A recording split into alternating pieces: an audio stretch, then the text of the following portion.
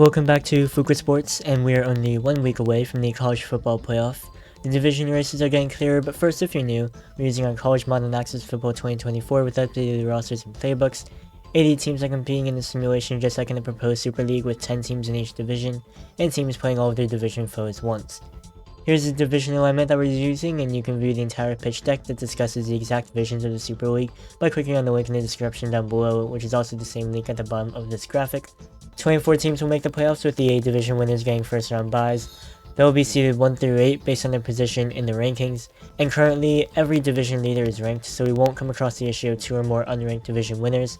The remaining 16 teams will receive at-large bids based on the order that they finish in the rankings, with the top 8 teams getting to host the bottom 8 teams on their campuses for the first round of the playoffs.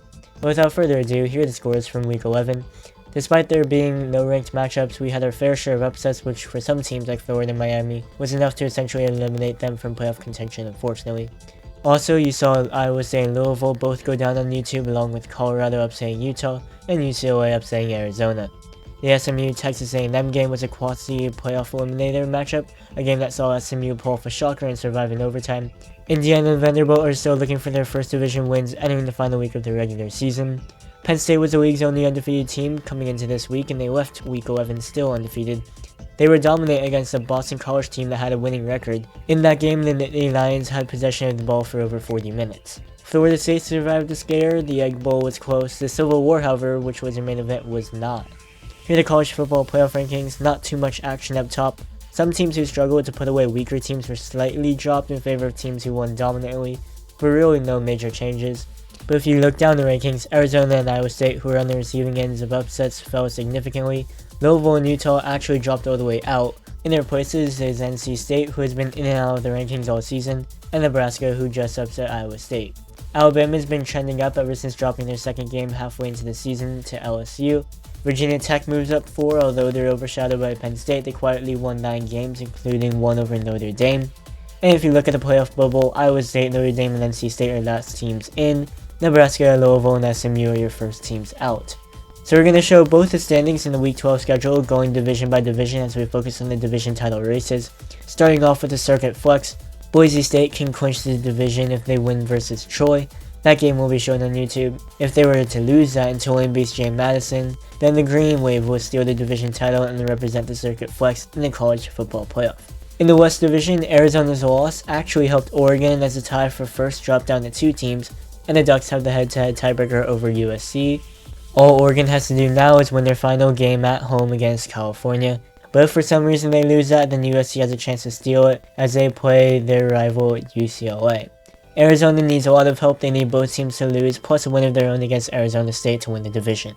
In the Southwest, Oklahoma, Texas, and Oklahoma State are still tied up top, with SMU just 1 game behind. Texas A&M and Baylor both dropped out of contention this past week after losses. Oklahoma actually hosts Oklahoma State, which means SMU has no chance of passing the winner in the standings. Texas has a head-to-head over Oklahoma State, so they need a win along with the Cowboys to win over the Sooners to win the division. If Texas loses, the winner of the Bedlam rivalry will win the Southwest. In the Great Plains, with Nebraska upsetting Iowa State, only Kansas State and Iowa are left atop the division. K-State has a tiebreaker, so they just need to beat Utah. That's no easy task, and if they lose, Iowa can win the division if they beat Nebraska in the Heroes game. The Cornhuskers are playing for their playoff lives right now after splitting their last 2 games against Kansas State and Iowa State. What a rough final stretch for them. Iowa State can win the division if both Kansas State and Iowa lose, and they win. In the Midwest Division, Ohio State and Michigan lead over Missouri, and the Buckeyes and Wolverines have also yet to play, which means the victor will win the division. It's a heated rivalry and the stakes are no higher, so it's only fitting that this game will be your main event of the week. We are still tracking Indiana as well as they look to get their first division win of the season on Senior Day, as they host Cincinnati, who's currently in a tie for second to last place. Penn State has already locked up the Northeast Division. They're the only undefeated team in the league, and they have the head-to-head tiebreaker over Virginia Tech. The Hokies and Notre Dame are both inside the playoff picture, and they're looking to stay there with wins this week. We'll show the Commonwealth clash on YouTube between Virginia, who actually started the season 4-0 before their 6-game skid, and obviously Virginia Tech. In the Southeast, Florida State leads Clemson and NC State, and actually beat both of them head-to-head as well. They just have to survive a gutsy task in the form of the Florida Gators. Clemson has to put away Miami if the Seminoles were to lose.